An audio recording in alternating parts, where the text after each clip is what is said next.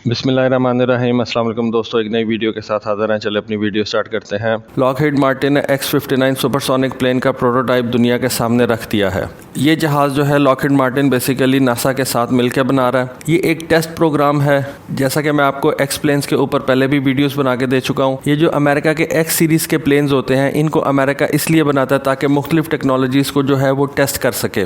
X-59 project के अंदर American जो है वो एक सुपरसोनिक प्लेन तैयार कर रहे हैं जो कि कमर्शियल फ्लाइट्स के लिए होगा। डेफिनेटली उसका मिलिट्री इस्तेमाल भी अमेरिका करेगा। इस जहाज़ के अंदर जो टेक्नोलॉजीज इस्तेमाल अमेरिका करेगा उनको मिलिट्री पर्पसेस के लिए भी इस्तेमाल किया जाएगा। लेकिन नासा के साथ मिलकर लॉकहीड मार्टिन इस X-59 प्लेन को बना रही है ताकि वो एक ऐसा कमर्शियल जहाज़ बना सके जो कि सुपरसोनिक स्पीड से सफ़र कर सकता हो और दुनिया के अंदर जो कमर्शियल फ्लाइट्स हैं उनका सफ़र जो है वो आधा रह जाए। बेसिकली इस प्रोटोटाइप को बनाने के बाद इस जहाज़ की जो है वो टेस्ट फ्लाइट्स की जाएंगी। नासा इस जहाज़ के ज़रिए से जो डाटा कलेक्ट करेगा उसके बाद वो कुछ सिफारिशात मुरतब करेगा और वो सिफारिशात जो है वो कम्युनिटी रिस्पांस के हवाले से होंगी। इस जहाज़ को अमेरिकन मेन लैंड के ऊपर मुख्तलिफ जगहों से गुजारा जाएगा। ऐसी जगह डेजिग्नेट की जाएंगी जिनको पहले से इन्फॉर्म किया जाएगा। उसके बाद इन जहाज़ों के उन एरियाज़ के ऊपर से टेस्ट फ्लाइट्स की जाएगी और उसके बाद उस एरिया के अंदर रहने वाली जो कम्युनिटीज़ होंगे उनसे जो है वो राय हासिल की जाएगी कि ये जो सुपरसोनिक फ्लाइट्स हुई हैं इनके नॉइज़ इफेक्ट्स क्या पड़े हैं उनके ऊपर। उसके बाद ये सिफारिशात जो है वो रेगुलेटर्स को दी जाएंगी और रेगुलेटर्स जो हैं वो फिर इन सुपरसोनिक जहाज़ों के ऊपर नई रेगुलेशंस जो है वो बनाएंगे। तो ये जहाज़ जो है ये बेसिकली आने वाले दिनों के अंदर जो कमर्शियल फ्लाइट्स होने वाली हैं उनके हवाले से है और सुपरसोनिक कमर्शियल फ्लाइट्स के डाटा को हासिल करने के लिए उन्होंने इस जहाज़ को बनाया है। अगली खबर जो है वो अमेरिका के एब्राहम टैंक के नए वर्जन के हवाले से है। 7 सितंबर से लेकर 10 सितंबर तक पोलैंड के अंदर एक डिफेंस एग्जीबिशन हो रही है जिसको MSPO 2021 कह रहे हैं। इस एग्जीबिशन के अंदर अमेरिका ने अपने नए एब्राहम टैंक का वर्जन जो है उसको दुनिया के सामने रखा है। इस एब्राहम टैंक के ऊपर इसराइल का बना हुआ ट्रॉफी एक्टिव प्रोटेक्शन सिस्टम लगाया गया है और इस टैंक को अमेरिका ने दुनिया के सामने अब अनवील कर दिया है। अमेरिकन आर्मी ट्रॉफी लगे हुए टैंक्स को पहले से यूज कर रही है लेकिन अब उन्होंने इसको दुनिया के सामने भी अनवील कर दिया है। इससे ये जाहिर होता है कि अमेरिका अब ये जो अपने नए एब्राहम टैंक्स हैं इनको दुनिया को सेल करने का प्रोग्राम बना रहा है, क्योंकि जब ऐसी किसी भी डिफेंस एग्जीबिशन के अंदर कोई नया इक्विपमेंट रखा जाता है तो उसका एक ही मकसद होता है कि आप कस्टमर जो है उनको अट्रैक्ट करें, कस्टमर्स को आप उस नई चीज के बारे में इन्फॉर्म करें और उसके बाद आप उस इक्विपमेंट के ऊपर ऑर्डर्स हासिल करें। ये इसराइल का बना हुआ ट्रॉफी एक्टिव प्रोटेक्शन सिस्टम जो है ये टैंक्स के ऊपर लगाया जाता है। ये बेसिकली 2 रेडार्स हैं जो टैंक्स के दोनों साइडों के ऊपर लगाए जाते हैं। ये मिलीमीटर वेव वाले रेडार्स होते हैं। आजकल जैसे कि आपको पता है कि ये जो 5G टेक्नोलॉजी चल रही है इसके अंदर भी मिलीमीटर वेव की जो टेक्नोलॉजी है उसको इस्तेमाल किया जाता है। ये रेडार जो है ये टैंक की तरफ आने वाले किसी भी एंटी टैंक गाइडेड मिसाइल को जो है वो नोट कर रहे होते हैं, उसको डिटेक्ट कर रहे होते हैं और जब कोई भी एंटी टैंक गाइडेड मिसाइल या कोई प्रोजेक्टाइल जो है वो टैंक की तरफ आता है तो ये ट्रॉफी सिस्टम जो है अपने आप को एक्टिवेट कर लेता है और उस एंटी टैंक गाइडेड मिसाइल की तरफ ग्रेनेड्स लॉन्च कर देता है। ये ग्रेनेड्स उस एंटी टैंक गाइडेड मिसाइल की तरफ जाके फट जाते हैं और टैंक्स को उन एंटी टैंक गाइडेड मिसाइल से महफूज रखते हैं।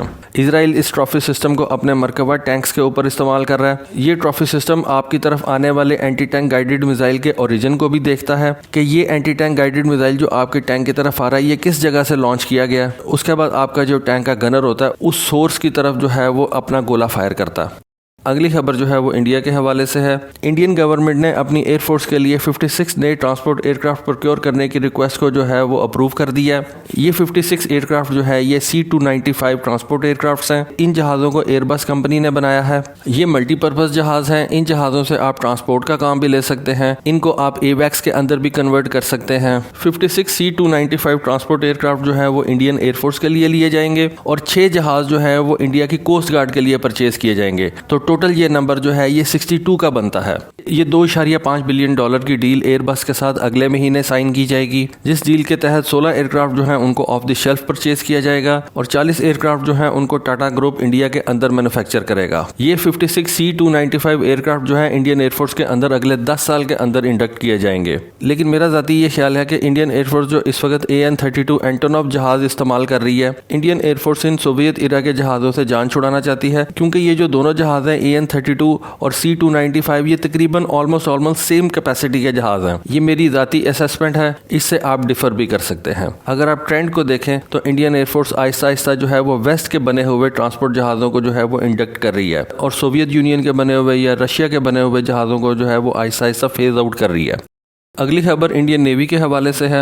इंडियन नेवी के 2 फ्रिगेट्स इस वक्त अंडर कंस्ट्रक्शन है। इन दोनों फ्रिगेट्स को इंडियन नेवी ने नाम दिया हुआ है प्रोजेक्ट 11356। ये फ्रिगेट्स इंडियन नेवी के लिए गोवा शिपयार्ड के ऊपर तैयार किए जा रहे हैं और इन दोनों फ्रिगेट्स को इंडियन नेवी रशिया की असिस्टेंस से बना रही है। लेकिन अब खबर ये आई है कि इन दोनों नेवी फ्रिगेट्स के लिए जो प्रोपल्जन सिस्टम है यानी कि जो इंजन हैं वो यूक्रेन से हासिल किए जाएंगे। यूक्रेन इन फ्रिगेट्स के लिए अपने M7H2 गैस टर्बाइंस इंजन फराहम करेगी इंडिया को, जो कि अल्टीमेटली इन फ्रिगेट्स के अंदर इंस्टॉल किए जाएंगे और इन फ्रिगेट्स को यूक्रेनियन इंजन से चलाया जाएगा। एक M7H2 इंजन जो है वो तकरीबन 58,000 हॉर्स पावर का है। पहले फ्रिगेट की कील लेइंग जो थी वो सितंबर 2020 के अंदर की गई थी और दूसरे फ्रिगेट की कील लेइंग जो थी वो इस साल 2021 के अंदर जून में की गई थी। ये दोनों फ्रिगेट्स जो है ये रशियन असिस्टेंस से बनाए जाएंगे और रशिया इन फ्रिगेट्स की तैयारी के लिए पार्शियल ट्रांसफर ऑफ टेक्नोलॉजी भी करेगा इंडिया को। प्लान के मुताबिक पहला फ्रिगेट जो है वो जून 2026 के अंदर इंडियन नेवी के हवाले किया जाएगा और दूसरा फ्रिगेट जो है वो दिसंबर 2026 के अंदर इंडियन नेवी के हवाले किया जाएगा। इस वक्त इंडियन नेवी 6 तलवार क्लास फ्रिगेट्स इस्तेमाल कर रही है, लेकिन ये जो 2 नए फ्रिगेट्स इंडियन नेवी बना रही है जिनका उन्होंने नाम दिया है प्रोजेक्ट 11356, इनके बारे में समझाया जाता है कि इनके ऊपर इंडियन नेवी रशिया के बने हुए एंटी शिप मिसाइल को इस्तेमाल नहीं करेगी, बल्कि इन फ्रिगेट्स के ऊपर Indian navy BrahMos cruise missile को हाउस करेगी। इन फ्रिगेट्स की स्पीड तकरीबन 30 नॉट्स होगी। इनकी एंड्योरेंस तकरीबन 30 दिन की होगी। 30 दिन तक ये समंदर के अंदर रह सकेंगे। इन दोनों फ्रिगेट्स की डिस्प्लेसमेंट तकरीबन 4000 टन की होगी।